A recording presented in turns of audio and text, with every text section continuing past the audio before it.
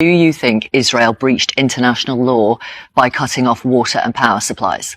Look, I think this is an extraordinarily complex and fast-moving situation. There are 200 hostages. And what's the answer to the question? Well, look, Israel has the right to self-defence, and it has a duty to secure the release of its hostages. Sure. But my question was, ensure that international law is upheld. Right, and so my question is, do you think Israel has breached international humanitarian law by cutting off water and fuel supplies? Well, in the last 24 hours, we've seen water, medicine and food enter Gaza. It is in very limited supply at the moment, but I am hopeful that we'll be able to amplify and scale up those efforts urgently. There is a very small window in which an Israeli government that is responding to fear and pain in Israel, and the Egyptian government as well, who have serious concerns about the opening of the Rafah crossing, may be persuaded, with the help of the United States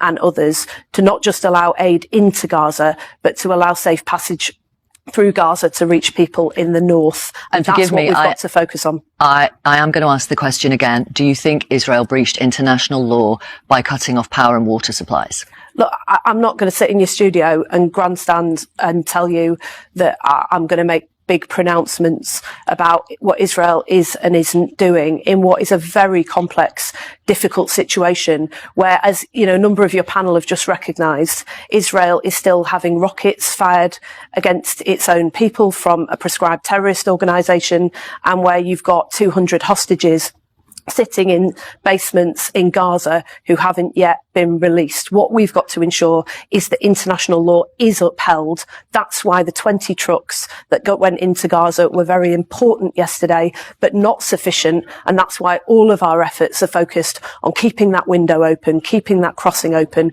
and scaling up those efforts urgently. There is a humanitarian catastrophe looming for people in Gaza, and that's where we've got to focus.